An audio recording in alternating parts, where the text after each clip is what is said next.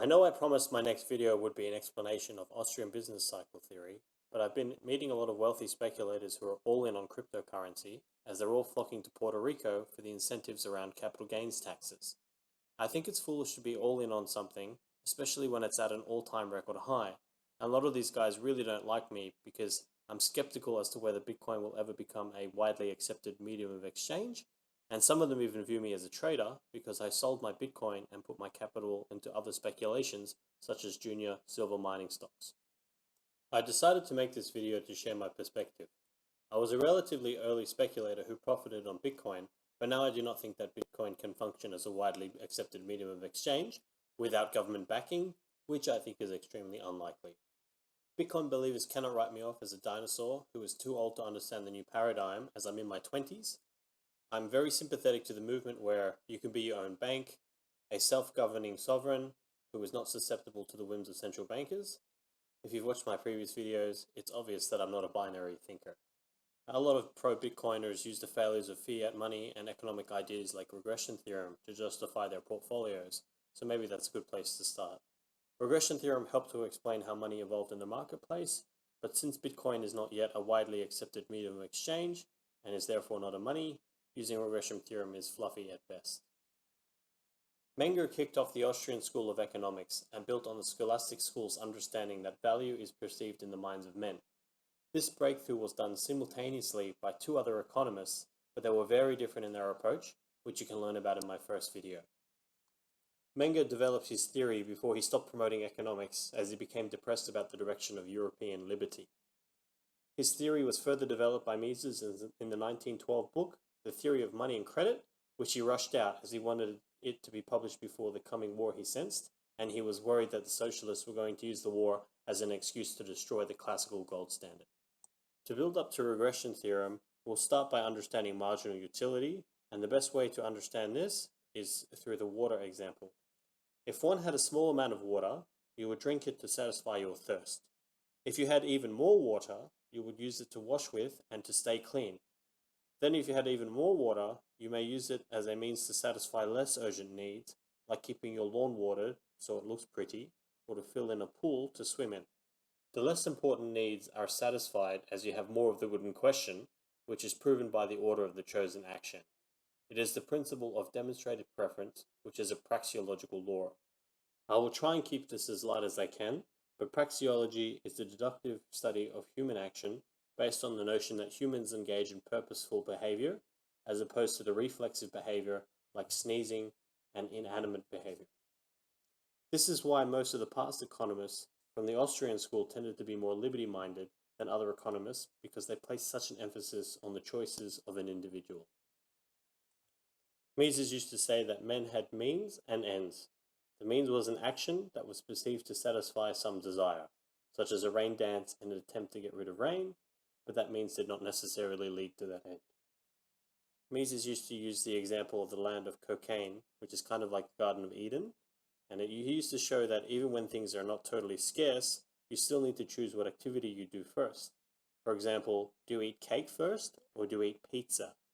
Goods have value if they are perceived to have value, and if they can be controlled by individuals. For example, they can be owned. The Mengerian approach to demonstrate that people perceive value and rank their alternatives uses the a priori approach. And the a priori approach is a theoretical deduction rather than something from observation. An example of an a priori approach is that something cannot be a sphere while also being a cube at the same time. That's not something you can empirically test, but it is something you can know just by reasoning. This way of perceiving value is the relation between the choice alternatives for a given individual in a specific context. It is therefore necessarily varied from one context to another and from one individual to another. This method is impossible to test and is often dismissed as unscientific by other economists. The difference between Menger and Walras and Jevons is that they perceive marginal utility through a psychological law. Using the praxeological approach, you cannot compare the utility of eating a piece of bread to listening to a piece of music, whereas in the psychological explanation, you can. This is why bad economists speak of a util, but we can see that this concept is entirely invalid, as is all public policy that is derived from it. The psychological law demands that there is a fixed relationship between the supply and utility, but this breaks down on things like acquired taste. For example, I might not like a song when I first hear it, but as I hear it more, or as I consume more, I gain more satisfaction from it, not less, to the point where the trend reverses. The psychological principle is mainstream in the economic profession and lends itself better to mathematical formalizing. You can create a mathematical representation of equilibrium of utility using the psychological approach, but not using the praxeological approach. This is why the Austrian School of Economics views models representing human actions as invalid, because they are based on fictitious stipulation. Jevons and Walras attempted to use mathematics to explain social phenomena, as this was how they conceived the progress of science to be. The Austrian School of Economics approaches it from a ordinal, not a cardinal approach. So you can know the order of a person's preferences at a particular time, but it's very difficult and actually impossible for you to say that you like something 6.54% more than something else. There are a few things where the Austrians see other economists getting caught up. And an example is if one prefers oranges to grapes and they prefer apples to oranges, therefore they must prefer apples to grapes. Whilst this might be true in the moment, it is not true all the time, because the statement of liking oranges more than grapes and liking apples more than oranges was definitely true at the time, but it might not be true in the future because you might have eaten too many apples or you might have changed your mind about grapes. Also, you cannot have indifference, otherwise the action would never have taken place.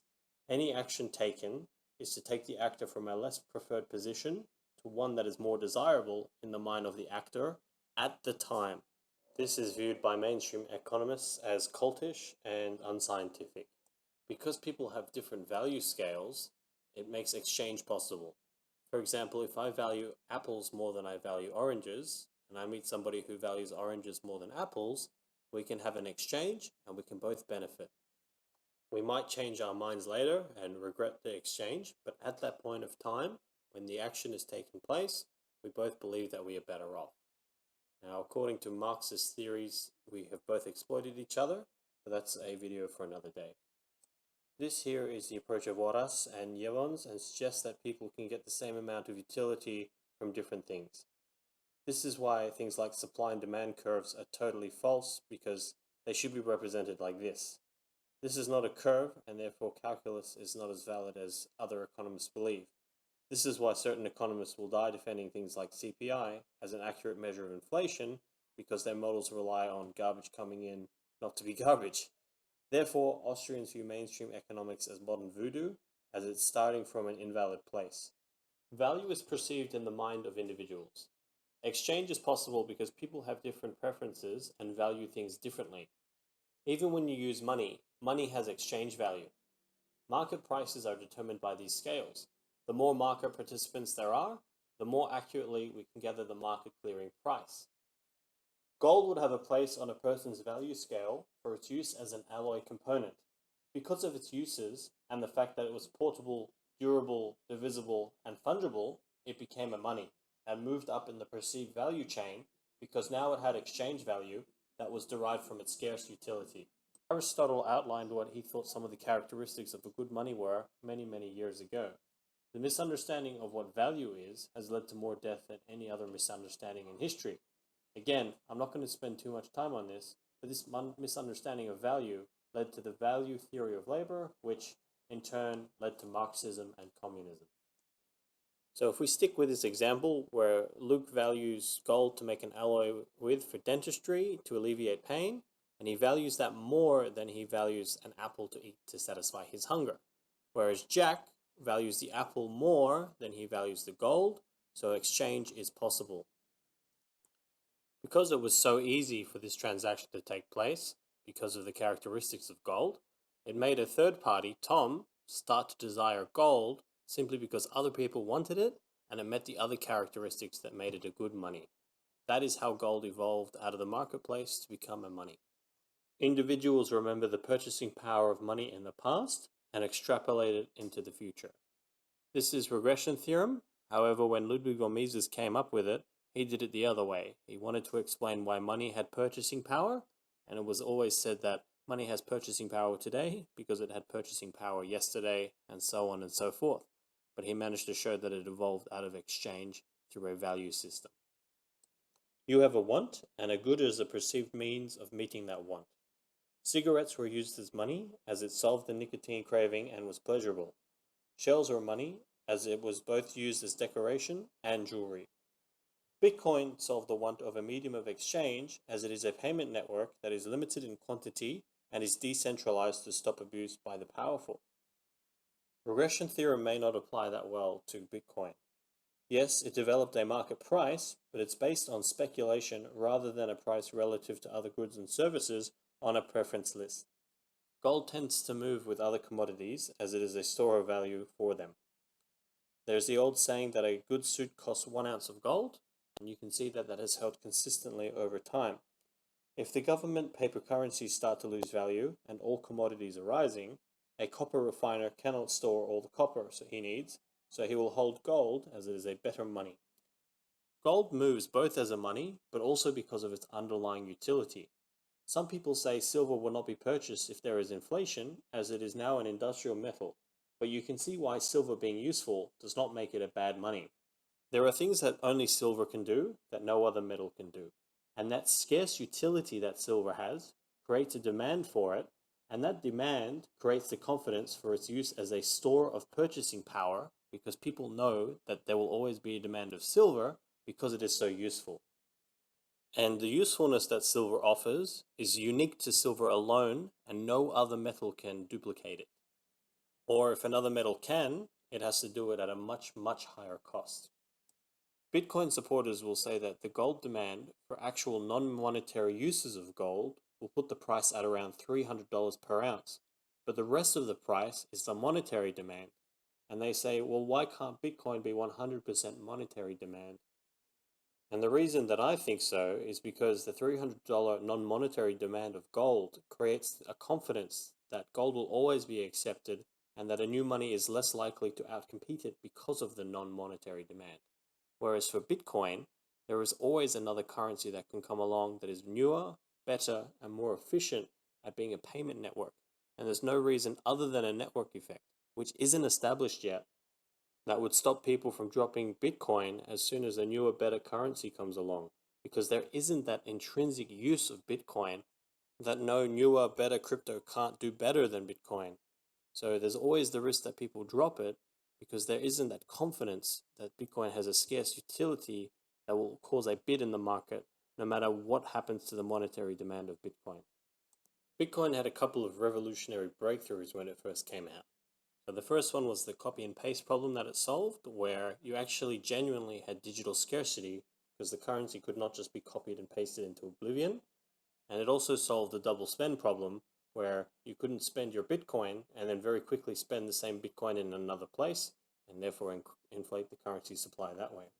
The issue that I see is that while Bitcoins are scarce, decentralized payment networks protected by cryptography are not. I want to run through a thought experiment with you. So let's pretend that we have some printing plates that print unique notes. After I've printed 21 million notes, I've smashed the plates and I started to go out and transact this money, and people are speculating that the price is going to continue to go up and that the purchasing power of the money will increase. So people are willing to accept this note in exchange for current fiat or real goods. So there's 21 million of these notes in circulation.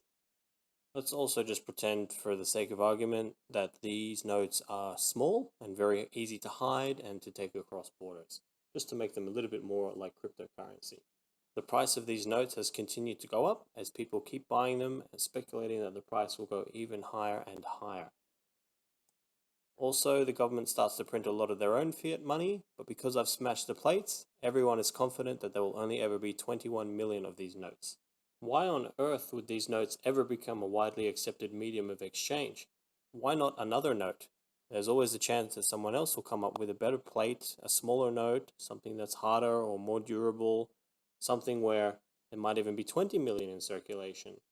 Scarcity does not imply value. Just because there will only ever be 21 million Bitcoin it does not automatically mean that it will become a widely accepted medium of exchange, even if lots of those 21 million Bitcoin are in lost wallets or the encrypted private keys where the password has been completely forgotten. I've got some funny stories about that, but maybe we'll keep that for another time.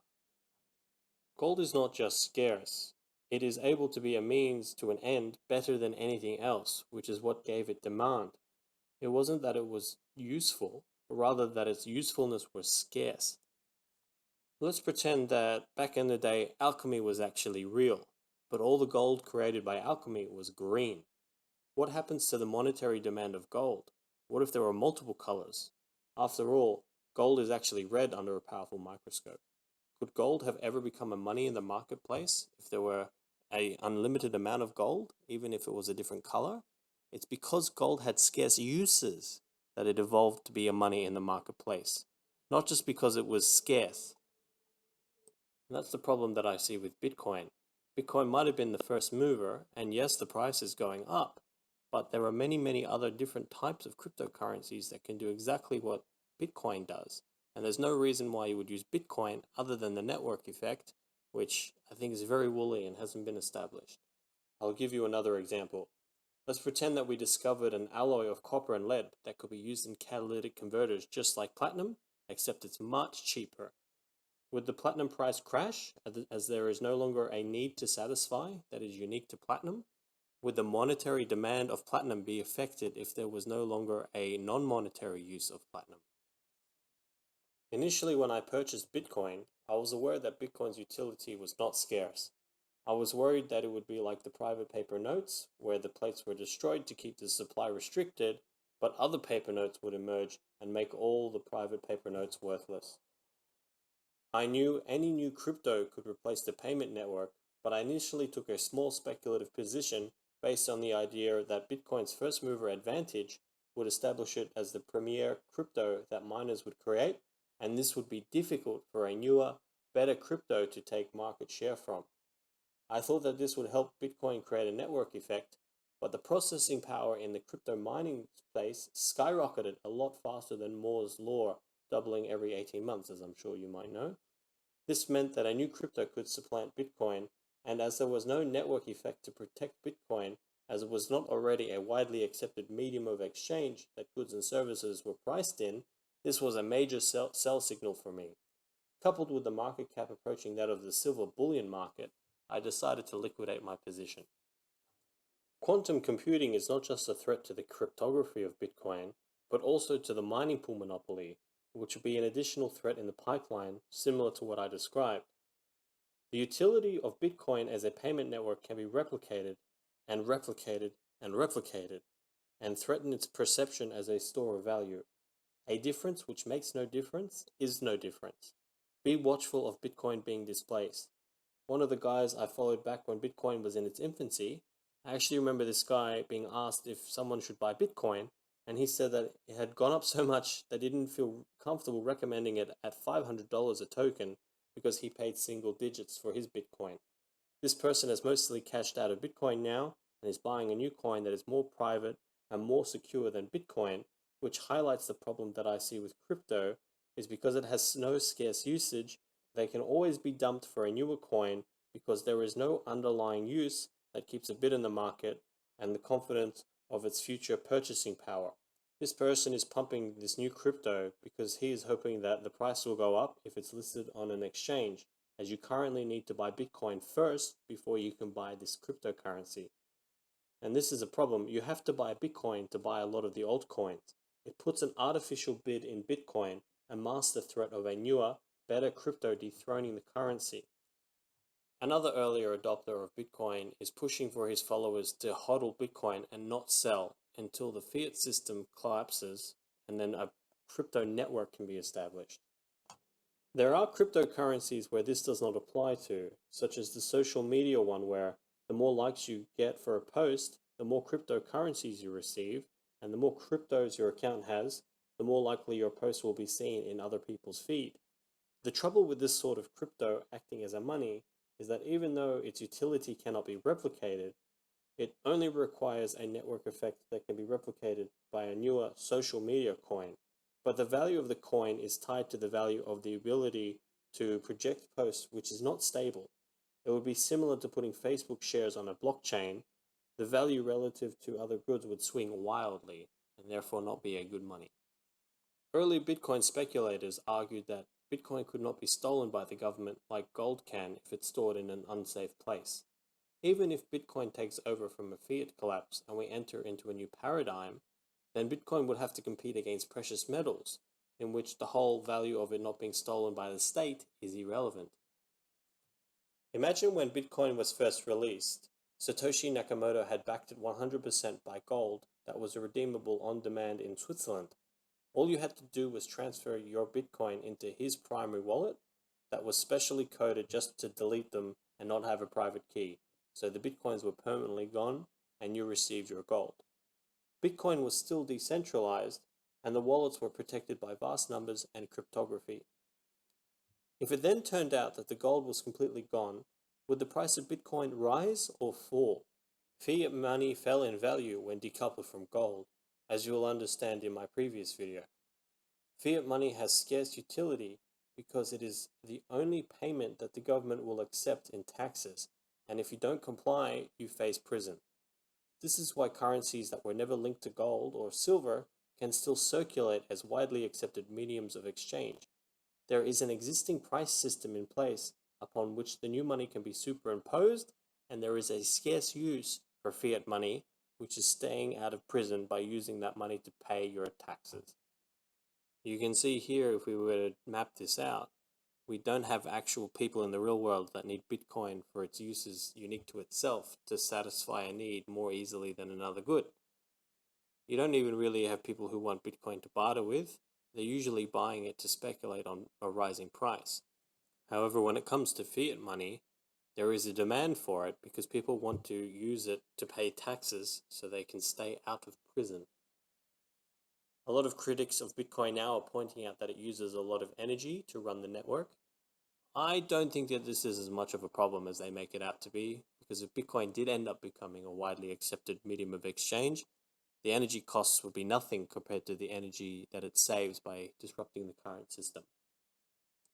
I would like to point out, though, that the energy going into the network does not mean that that network then has value. That's sort of the Marxist classical theory of value line of thinking. I do think that governments will most likely issue their own cryptocurrencies and will use legal tender laws and payment of taxes in this currency to create a network effect. Big companies, should they ever participate in crypto, will sell if it becomes illegal.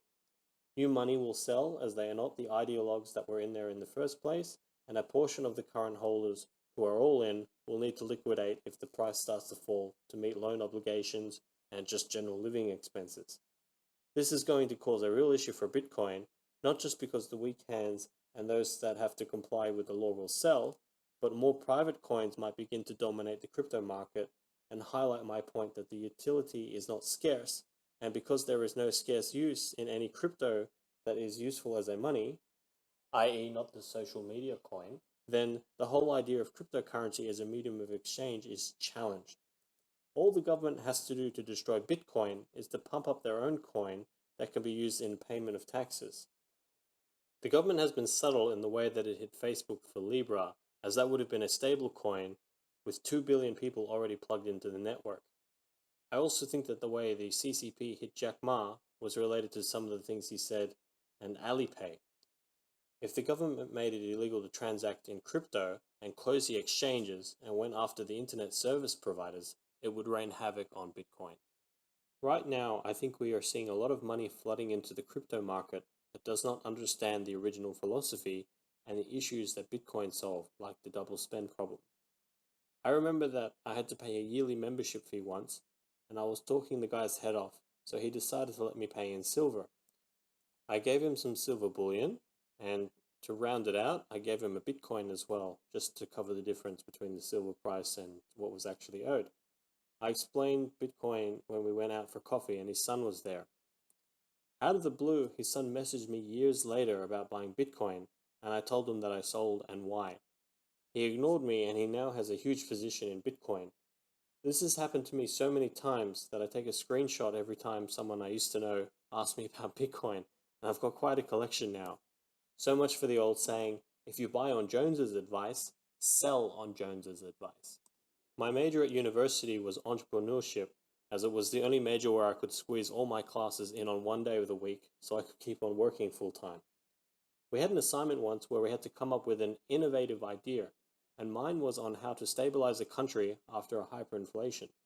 It involved the country giving up its gold reserves to a trusted third party in a country with rule of law like Switzerland, and then putting that gold on the blockchain, and voila, you have a new currency that can be both issued and trusted.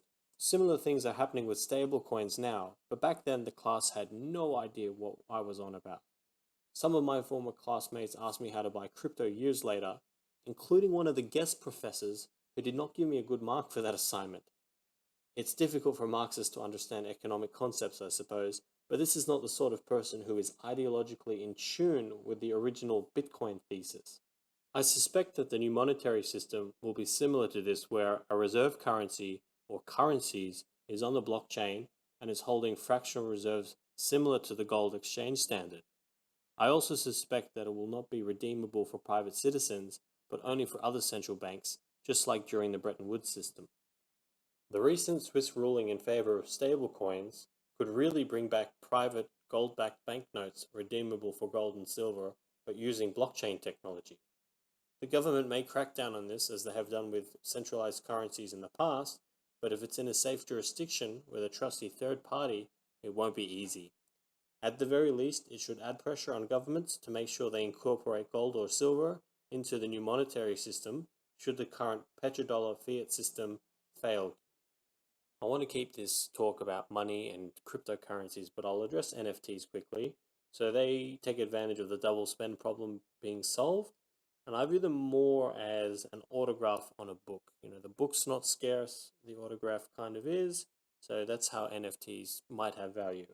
The art market right now is a little bit strange, because what happens is wealthy people buy a piece of art.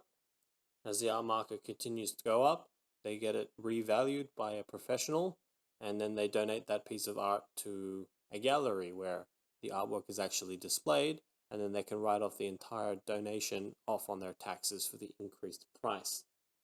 Because NFTs are digital, it's not really going to be possible to donate an NFT to an art gallery. So I don't think that this dynamic is ever going to be translated into the digital world.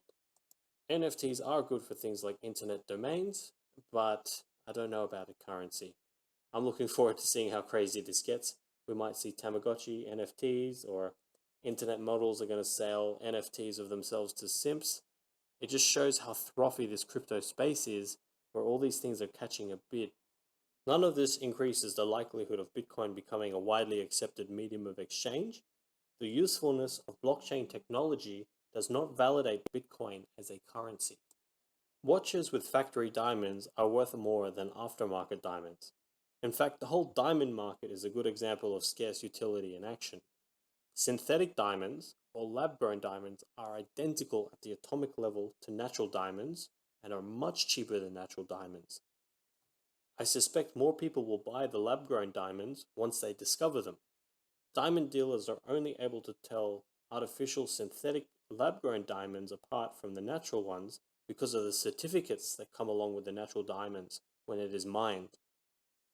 Most people won't pay 10 times the amount of money for an identical object that meets their needs because it comes with the right certificate that only has value when you sell it because someone else values the certificate. Diamonds may catch a bid if the paper money system inflates away, but the price of diamonds relative to other commodities may be dicey in the future as synthetic diamonds increase the available supply for a low cost. Bitcoin speculators argue that Bitcoin is hated. It's not, but they deal with a certain segment of investors. The market capitalization is huge relative to base money and the market capitalization of precious metals. But as a lot of fiat money is being created, Bitcoin may continue to catch a bid. You have to understand that the crypto market is about $2 trillion and the Bitcoin market is about $1 trillion. Bitcoin is a gateway to gold and silver, and lots of people have been learning about the monetary system because of it, which I think is a great thing. Big institutional speculators are not buying Bitcoin for its use as a money. They don't want blood coin, so it has to be tracked like blood diamonds, ergo no escaping capital controls. Bloodcoin is a real cryptocurrency, by the way. Governments may make owning Bitcoin illegal or even punishable by death, as they did with private competing banknotes in the past, but they may make it legal to keep in a registered, regulated ETF where it is not acting as money but siphons flows away from precious metals. The type of companies that are currently holding Bitcoin on their balance sheet are themselves highly speculative growth companies that may become forced sellers in a stagflationary environment. If the United States puts on capital controls and people buy Bitcoin to get around them, then it will most likely become illegal and the marginal buyers will vanish. If the masses sell government bonds to accumulate Bitcoin, then the state may really come down on it.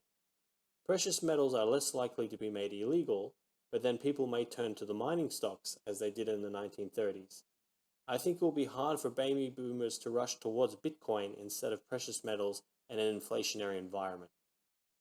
I think that the easiest way for the government to destroy Bitcoin would be for them just to buy another altcoin and push up the value of its market cap and dethrone Bitcoin. And then everyone will start to realize that you can't really have a cryptocurrency as a store of value because a new one can take over because there's no scarce use of any of these cryptos that creates an underlying bid for them. The story around Bitcoin has really changed since I first heard it. It was going to be a decentralized payment network that was faster, cheaper, and easier to use than any other. But now most of the early community concedes that even the network cannot scale to a large number of transactions without a scaffold of some sort being placed over it, such as the Lightning Network. Even the forks didn't lead to a better crypto taking market share from Bitcoin. This actually would have been better, as the scarce utility problem would have been undermined if you needed Bitcoin to receive the new, better crypto after the fork. But since that did not lead to people dumping their Bitcoin for the forked currencies that were more evolved, it makes it more likely that a new crypto that you don't need Bitcoin to receive the token will take market share away from Bitcoin and establish a better payment network.